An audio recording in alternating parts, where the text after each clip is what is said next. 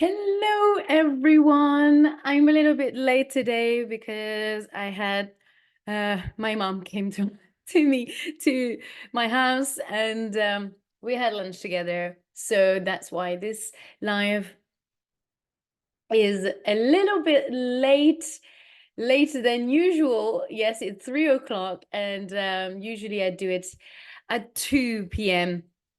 As much as I can, I tend to stick to the timings that I mention and that I mention on social media. But life happens, and sometimes things get in the way, and sometimes I can't do this live on time.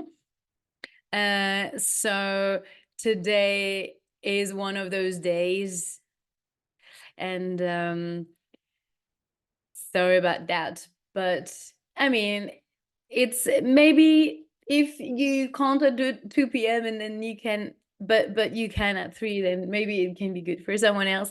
But anyway, this live is always something that you can rewatch. But of course, it's something that it's quite nice when we doing it live, when we are all present live, and it's much better. But yeah, I guess it's just sometimes you can't always be it can't always work. um but the in terms of the weekly meetups that I do with the members of my book club, it's I if I can't do it on Saturday, then I make sure that I let you know in advance if I cannot make it, and I set up for another day. For example, last weekend I had commitments on Saturday morning, and we did it on Sunday morning instead.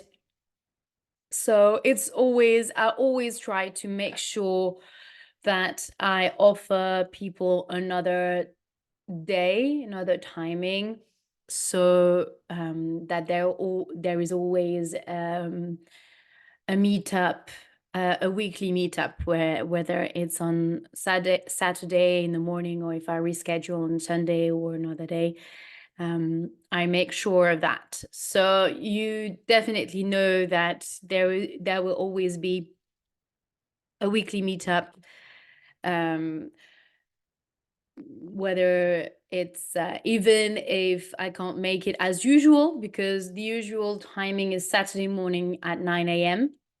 And if that is not possible for me on a particular day, on a particular week, sorry, then I make sure that I rearrange on another day. That's always something that it's doable. So unlike these daily meetups, sometimes it's something that, because I do them every day, sometimes it just like this. She contacted me this morning, so I didn't get the time to, well, I forgot to mention on my in my story that she was coming, that I wouldn't be able to make it. But the thing is, I didn't know what time I would be able to do it, but I knew I would do it once I will be back. So it was not a huge um delay, even though it's 3 o'clock. So let's see if we'll see if people are coming up. In the meantime, I'm going to start reading, doing the quick recap again. So we are reading this book, Girl, Woman, Other. If you just arrived on this video, on this live, and you're wondering, but what is this girl doing? She's just reading this book, which is an adaptation of this book, Girl, Woman, Other. It's an actual novel from Bernard and Evaristo, and this is the original version. And that's the condensed, the graded reader version, which is basically an adapted version for people who are learning English. And this is why I'm doing this live reading. That it is for people who want to learn or improve their English with the reading of books and talking about books as well. So I have started now. It's been the third week that I've been reading each day a chapter of that book. And so far we have read the first, well, not the first, the 4 parts of the book. The first 4. So there are 5 parts in this book, and we have read so far 4 of them. And now today we are starting the 5th part. And in this 5th part, there are 2 chapters. And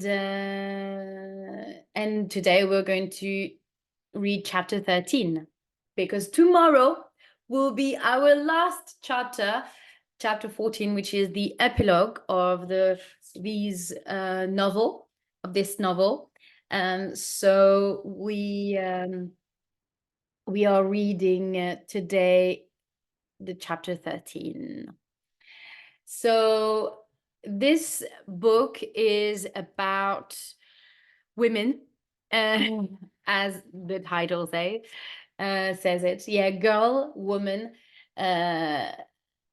So we are discovering the stories of these women, of this girl. I mean, they're all adults, but they tell their stories, and stories when they were young, they were young girls.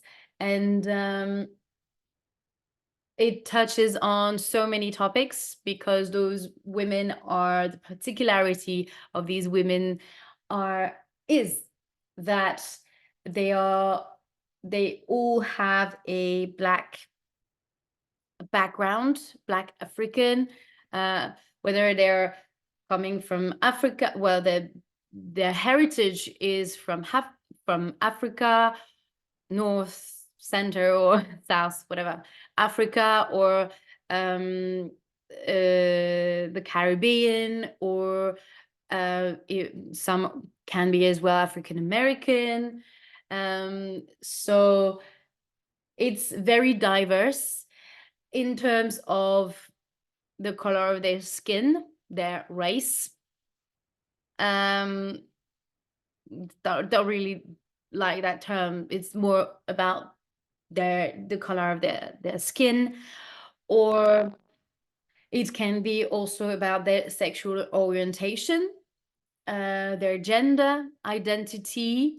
It's also about racism, discrimination, the discrimination that they went through, and it's also about the power relation between men and women, balancing work and life as well. The fact that for decades, women didn't really have a say about the career that they wanted, or the fact that they could not, I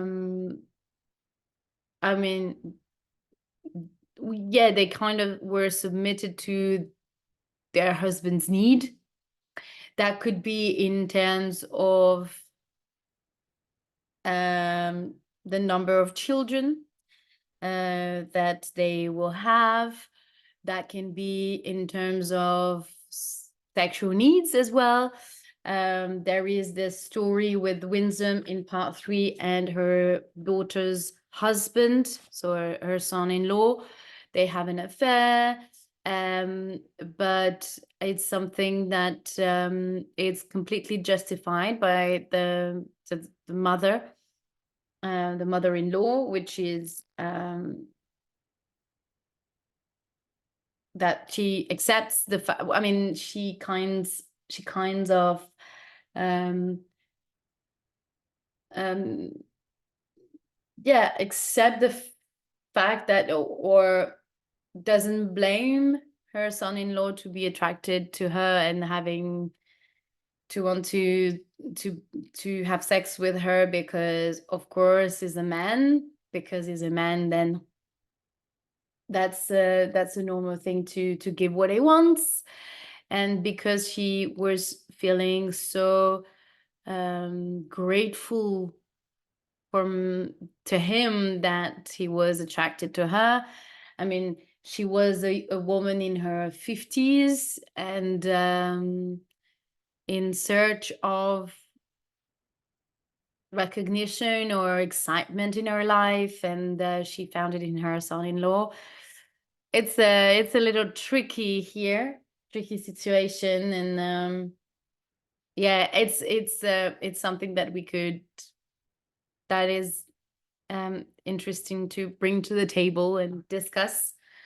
Yeah, so many topics.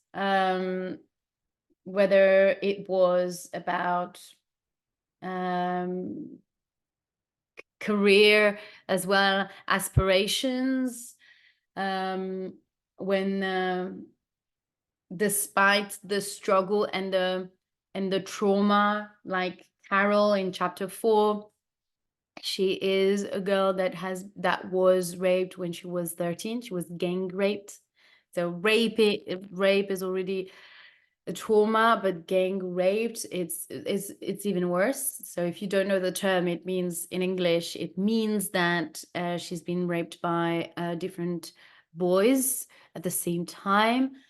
And she will overcome this trauma and become a very successful woman in the investment banking, uh, and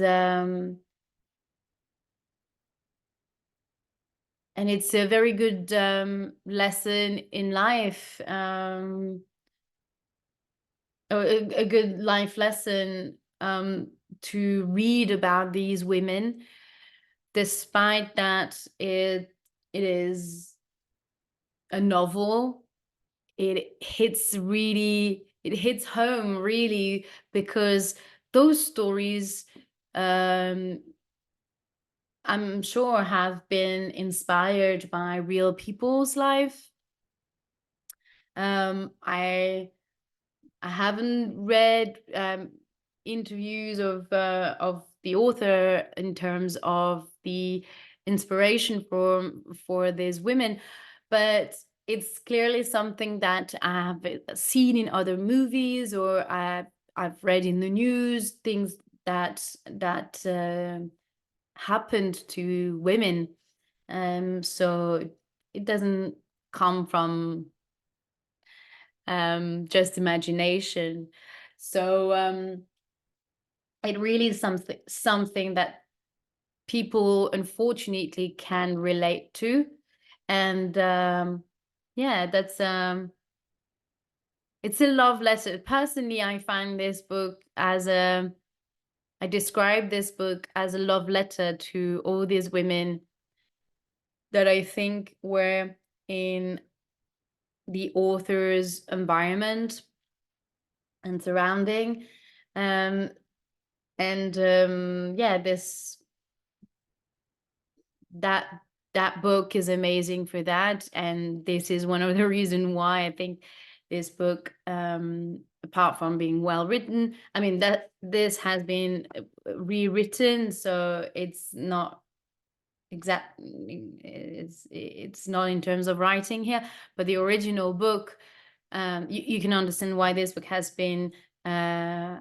won the Booker Prize in 2019, because it's a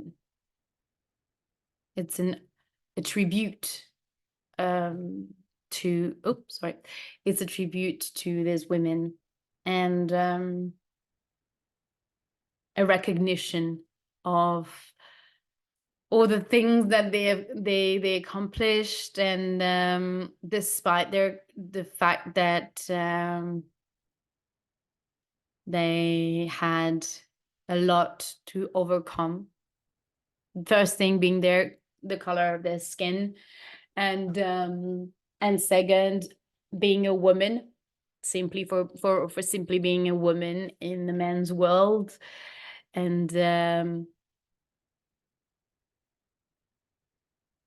this is already a big achievement, and all the trauma that they came through. And yesterday we read the story of Grace. That was chapter 12. She she is Hattie's mother, and she is actually the great grandmother of Megan, that turned into Morgan. And she is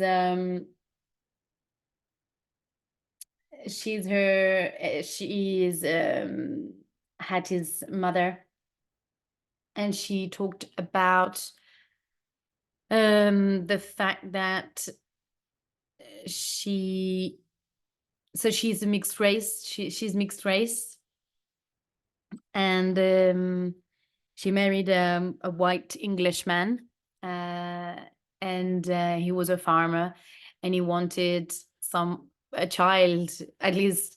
Well, he wanted at first 5 boys, but I've had 10 children, including 5 boys. But out of the 5 children that they had, only 1 survived, which is Hattie, and it was a girl. But she still inherited the farm, and she's been really attached. She's very attached to this farm, and Grace had a very hard time after the death of her children. They were stillborn. Some of them were stillborn. Stillborn is an expression to say that the baby died or was dead already in the mother's body when she gave birth. Either the baby was dead already and she had to give birth to a dead baby, or he died during the birth. So I guess it's that. So yeah, some died when they were born, and there are 2 others who died when they were a couple months, and 1 died after 1 year or something like that.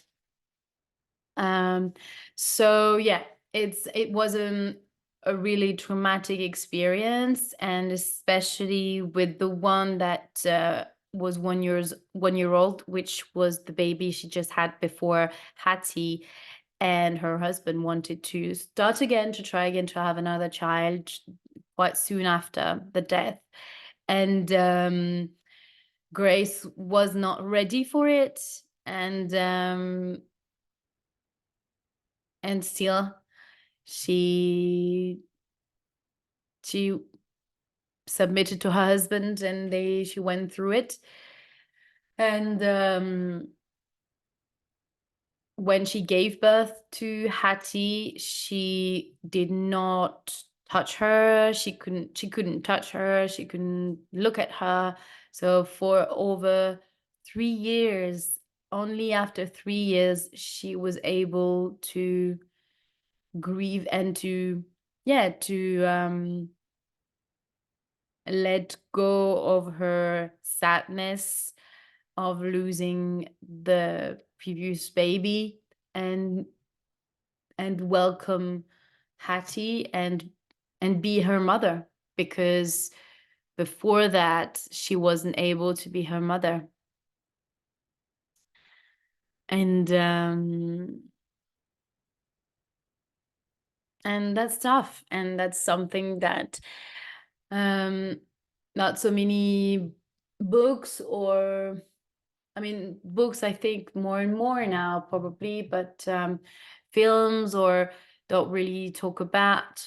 I mean, in the media as well. So it's really something that it's very, the mental health of mothers, whether the children, after they had a traumatic experience giving birth, whether the child survives or not. It's something that it's not that we should talk more and more about and be more open about it. And but now we are more open, I think. Things have changed, luckily. But I guess there is always more to be done. And at her time, Grace's time, probably was in the just after the war. I think she met her husband and things like that. So things were very different back then. And women's feeling, what is that? So mental health, what was that? So it's those topics were things that we would not talk about. And women's feelings as well were not really something men would care about. So yeah, so that was a very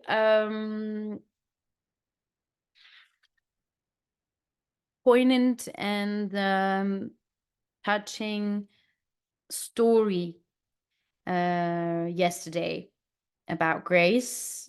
And it's nice to read these kind of stories.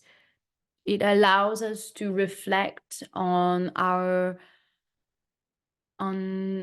society today. Are things better, or do we still have to, where do we have, what do we have to improve? Are we doing enough on this topic or not? And yeah, it's always good to remind ourselves as well that we also, there are also good things that things have evolved and changed for the better now. So yeah, and both ways, it's always good to reflect on these topics, societal topics. So now part 5, chapter 13, this is it, the after party. Okay, let's read now. Roland is the first to congratulate Amma after the play has finished. So here it seems like the story is about is set when so it feels like we go back to the start when we were learning about Amma and the fact that she had created this play. Amma is the director of the theatre director of the National Theatre in London. And the scene started, the chapter 1 started with this scene where Amma is waiting the beginning of the play. It was the premiere of the play, and she's waiting for the play to start, and she was she's quite anxious about how people are going to receive the play and what they're going to think about it. And Roland is her friend, a good friend that she had, with whom she had a baby with. She had Yaz. They had a girl together. Amma is lesbian and Roland is gay. And so they made a baby together. They had a baby together called Yaz. And Yaz is the second character that we learn about. She is in her 20s now, and in the story, and she is also attending the play. And so now we are after the play. So once the play is finished. It was wonderful, Roland tells her as everyone around them claps and shouts, "Congratulations, Amma." Amma smiles, and he knows that is all she wants to hear. A 5-star review about the play has already been posted online, and he agrees with it. After he congratulates her, Roland leaves Amma to receive compliments from the rest of her friends, the aging lesbians who still follow her around for some reason. As he walks through the room, Sylvester stops him. Sylvester is not his friend, but Roland is always polite to him because they have known each other for so long. "What did you think?" Roland asks him politely. "It's her best work yet," says Sylvester, and Roland knows he does not want to admit it. It's just a shame that she had to sell out to do it. Sell out, it's an expression saying that she had to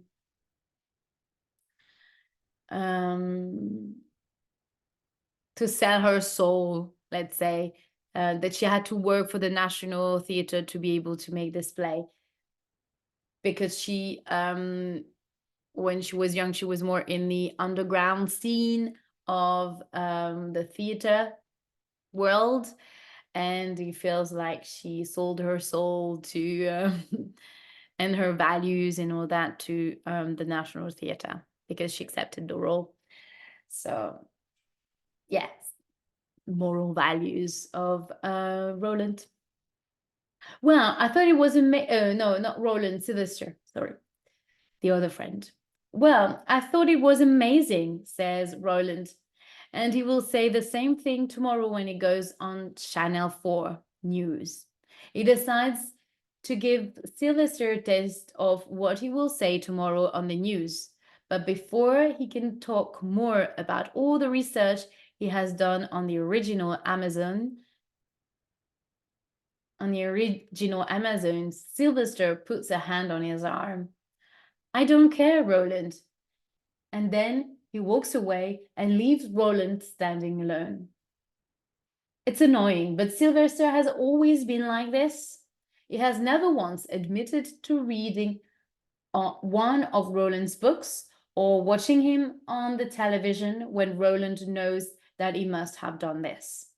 Roland wants to shout at Sylvester, but he stops himself when a long, slim arm wraps itself around his waist. "Hi, Dad," says Yaz, hugging him. "I was so worried that the play was going to be terrible and so embarrassing for Mom, but she did a good job." Doesn't really support her mom. Well, I mean, yeah. I mean, she does, but yeah, she doesn't really trust her mom, the quality of her work. "She did a good job, didn't she, Dad?" "She did," Roland tells her. Are we proud of her?" "Yeah," says Yaz, "so proud." Roland wants Yaz to tell him she is proud of him too. Everything he has done has been for her, to make her life better and to be a parent she can be proud of. But she's not proud of him. At least he does not think she is. Sorry, Dad, Yaz says suddenly, already bored of him. She pulls away and starts walking towards the river where Roland can see a man. Or is it a woman? Standing alone. I see someone I know. Most people think that Roland is amazing, but not Yaz. All he wants her to say just once is that she is proud of him too. Recognition. It's always about recognition, feeling this is often the only the thing the thing that people crave or look for without telling. And as human, we it's something that yeah, we don't want to chase for the recognition or for the praise, but we appreciate it so much when people do. And it's yeah, it's just and it's like the same story, the story with uh I think, yeah, with Winston, with the Shirley, no, with the story of Penelope, who that she's been, she learned she's been adopted, and her parents decides to tell her at her 16th birthday, um but they said, oh, you're not our real child, I mean, you've been adopted. And but they don't say they love her. And she will always feel like there's something missing in yeah, something missing out in her life. And yeah, it's a little bit similar in a way. But yeah, Carol doesn't. Okay, so Yaz leaves him on his own to probably talk to Morgan, Megan Morgan, who is the teacher, the non-binary teacher that she recognized from university. She did a lecture about non-binary people, and she really loved the talk. And in another chapter, in Megan Morgan chapter, we read about the fact that Morgan had attended the play, Amma's play, and Yaz comes to her. So it's probably that at that same moment. Carol does not know how to feel about the play. So Carol, oh yeah, so all the people that we have learned about are all, I think, attending, or some of them, the probably, yeah, some of them, not all, not probably not the grandma and the other ones who are older, but Carol is attending the play as well, has attended the play. Carol does not know how to feel about the play. She was interested in it because the character lived in Benin, a country that was next to Nigeria. But seeing them all on the stage together made her feel embarrassed rather than proud. She found herself wishing that the play had been about the first Black woman leader of Britain, or someone equally successful, instead of a play about Black lesbian fighters sleeping together. Carol has been to the National many times before, but she has never seen so many Black women in the audience before. She wonders if they were all lesbian and if they think she is a lesbian too. She's just thinking about leaving when she sees someone she knows walking towards her. It is Mrs. King. Crap. Crap is a swear word in English. Like shit. Crap. Carol thinks as Mrs. King approaches her. Crap, crap. Shirley is Mrs. King, the former Carol's former teacher, school teacher. Shirley cannot believe that her first success story, Carol Williams, is standing in front of her. The first success story is the fact that she was the first girl that she mentored, and that she managed to get accepted to Oxford University. So she's a big she's a big success story and a big achievement for her as well. She's surprised at how bitter she feels when she looks at her.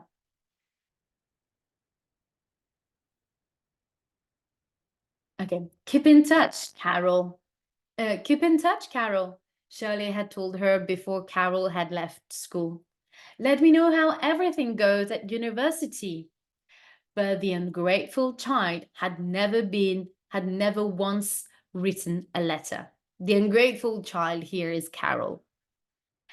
Mrs. King, Carol says, how lovely to see you. Carol tells her that she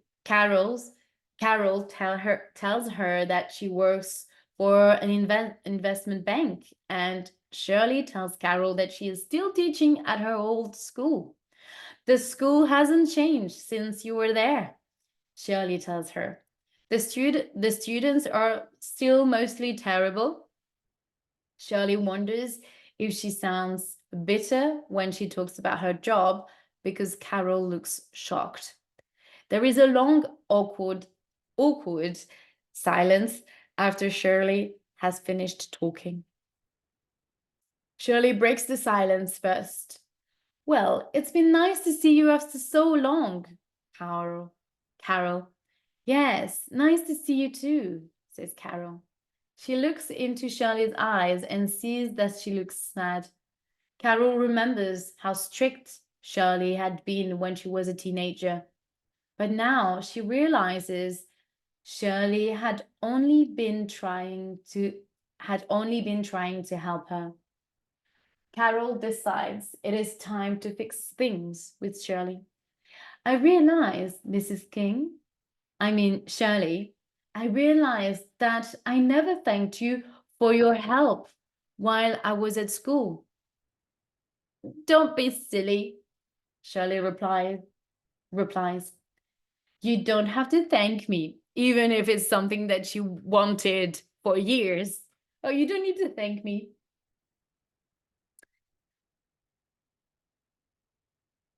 I wanted to help you, and I never expected or even wanted to be thanked. Liar. Shirley says as she realized that she had begun to cry. At that moment, Carol realized that Mrs. King really did help her when nobody else would. Shirley steps away from Carol. Now I have to go and find my husband. Goodbye, Carol. It was so lovely to see you again. Amma and Dominique are together once again, and it feels good. Now, the reunion between the old friends. They are in the bathroom doing drugs together. And it feels like the old, oh my God. They are in the bathroom doing drugs together. And it feels like the old days again. Before Dominic moved to America and Amma became a mother. It's so good that you're here, says Amma.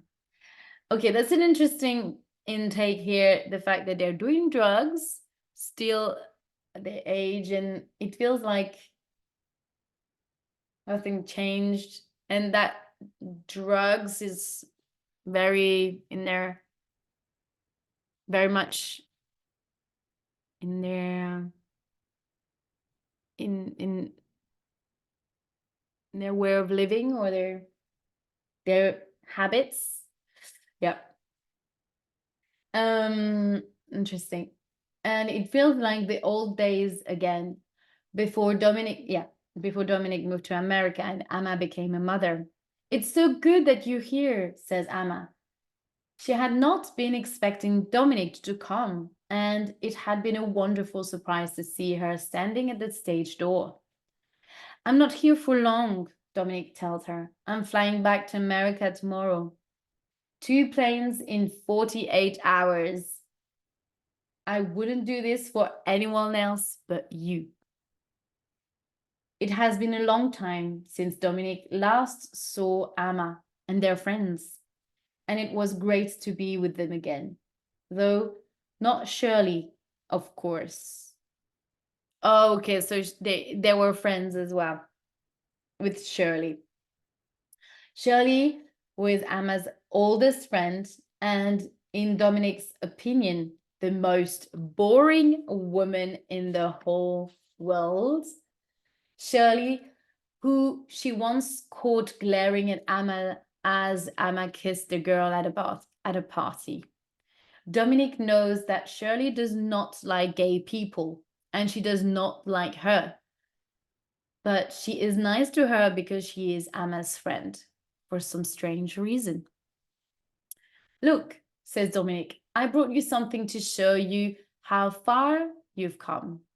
She hands Emma a black and white photograph of them when they were younger, standing in the National Theatre, sticking 2 fingers at the ceiling.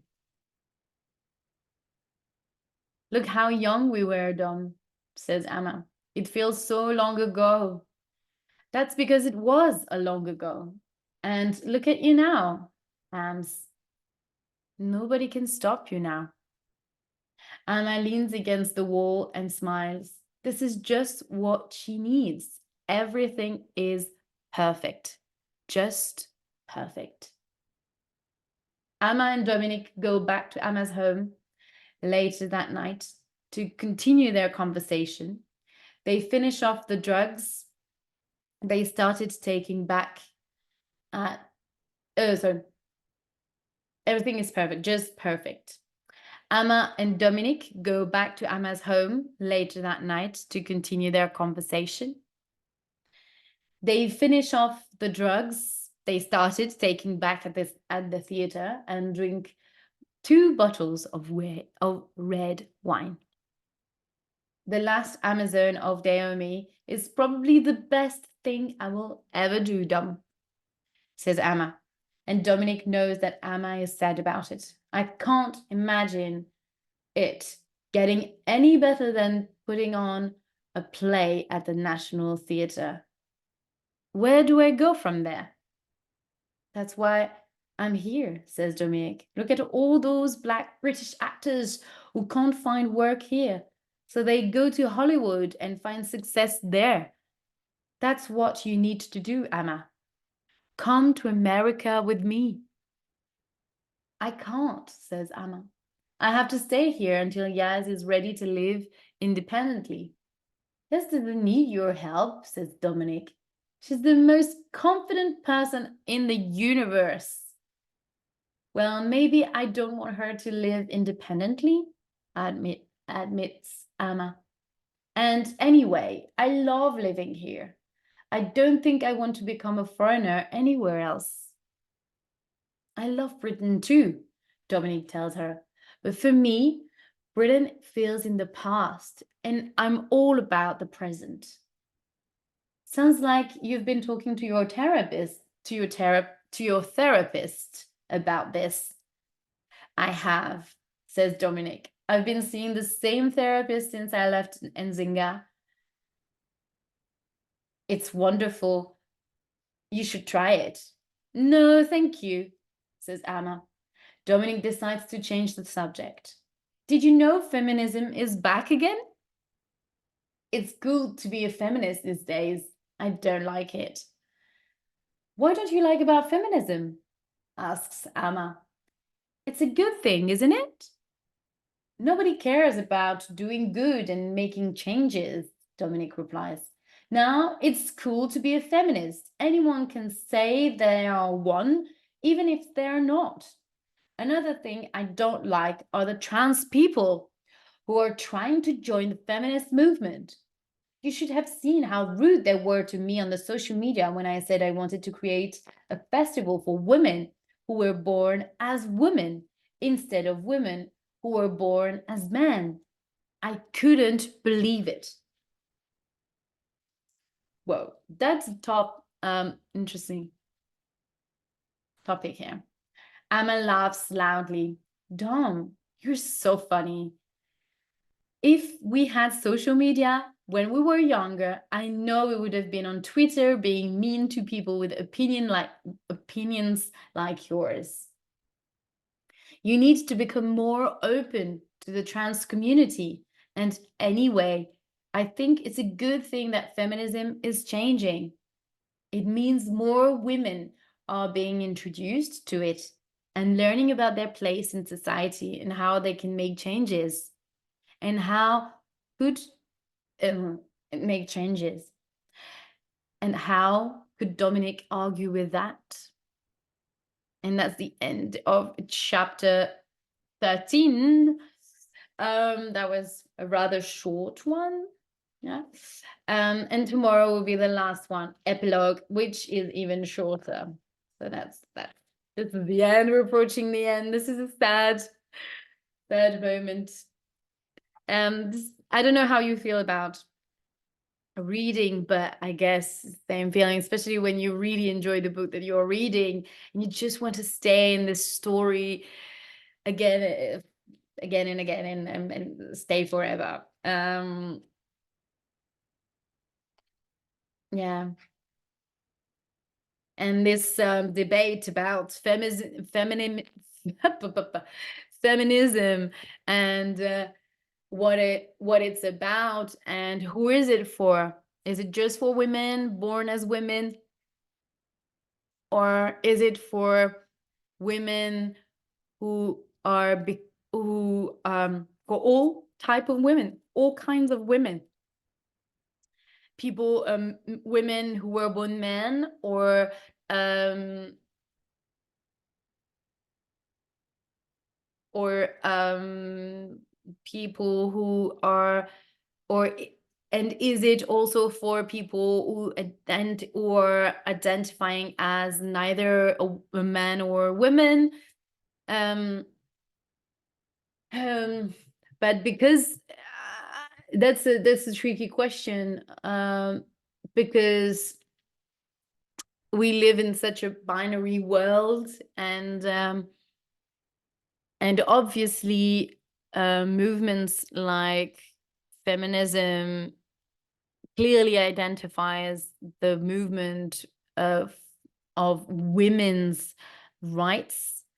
But as long as you, I believe that as long as you identify yourself as a woman, no matter your background, where you come from, what has been your journey, you have your place. Even men, I mean, it doesn't matter really. The feminism movement is fighting for women, whether you're trans, whether you're a man. If you believe that women should have more power in society, you're feminism and you agree with the cause. And it's the same for LGBTQ community. If you're someone who is straight and support the cause of people who identify themselves as queer and stuff, and wanting them to have more rights and more recognition in society, well, then it works the other way around too. So I believe that Amma's reflection on the fact that Dominic has to be more open to other people in the society is something that Dominic should take into account and be more open to it and be more open to it. Yeah. So that was a lovely chapter. Now we are not learning about any new characters. Here it's more about um, uh, learning how each of them are linked to each other and how they meet again, and how they it's nice to discover that Amma and Dominic actually see each other again. It's so lovely to read about that and to have the answer, because we were actually wondering whether they would meet again. And yeah, that's a nice nice a nice thing to see that they actually meet again. So yeah, and it's just a symbolism, that the symbolic of the fact that she came just for her, just to see her play, and looking back on her, on the achievement of her, or making Amma looking back on the journey that she went through, and where she's been from where she started to where she is heading, and where she uh, and where she arrived, um to where she arrived is something that we all sometimes forget, all the things that we achieved so far to arrive to where we finally aspire to, where we, yeah, to see the dreams becoming a reality is something that it's nice to reflect on as well. And hello, Rafael. Hello, hello. How are you? Oh, it's gone. Okay, never mind. So it was. I hope that you enjoyed listening to this live, and listening to the reading of this chapter. And I hope that you will be able to watch the next reading and listen to the next chapter and the final chapter tomorrow. And tomorrow I'll be on time. I'll make sure that tomorrow at 2 p.m. I will be live on Instagram, and that I will be able to read chapter 13 and the last chapter of this book. And in the meantime, have a beautiful rest of the day. Bye.